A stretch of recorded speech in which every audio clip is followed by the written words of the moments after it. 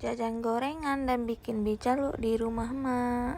Hai, assalamualaikum bunda-bunda puhaba. Jadi ceritanya sore ini anak saya ngajak keluar ke Gede karena dia pengen beli kitab. Sebenarnya sih saya malas keluar karena hari ini mendung, sangat mendung ya bun.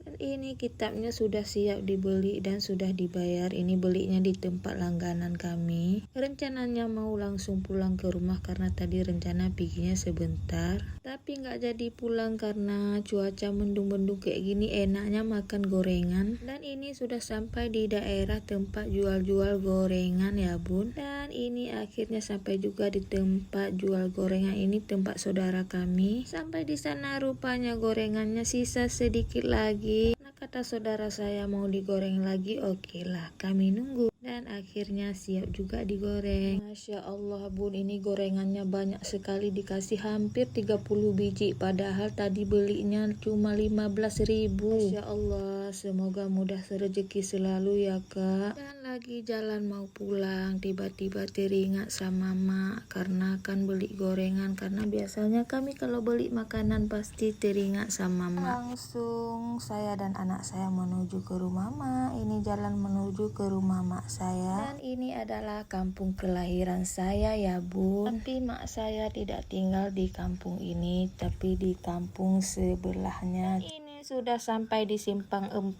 mau belok ke rumah mak saya. Lanjut kita jalan lagi, ini sudah hampir sampai ya bun, tapi ini di penghujung aspal. Dan ini jalannya bebatuan dan ada banyak pohon-pohon sawit di sekelilingnya. Dan akhirnya sampai juga di rumah mak saya. Ini ya, di rumah mak saya ya bun. Dan ini sudah sampai di dapur mak saya ya bun. Dan ini mak saya, nggak saya videoin dengan jelas karena lagi nggak pakai jilbab. Dan lanjut kita makan gorengan yang kita beli tadi ya bun. Gorengannya enak-enak, ini kesukaanku, ubi goreng pakai kelapa. Dan lanjut saya dan anak saya mau bantu mak Cik Dang masak dulu ya. Anak-anak biasa manggilnya mak Cik Dang untuk mak saya. Oke lah, cukup sekian dulu ya bun video saya hari ini. Terima kasih, sampai jumpa.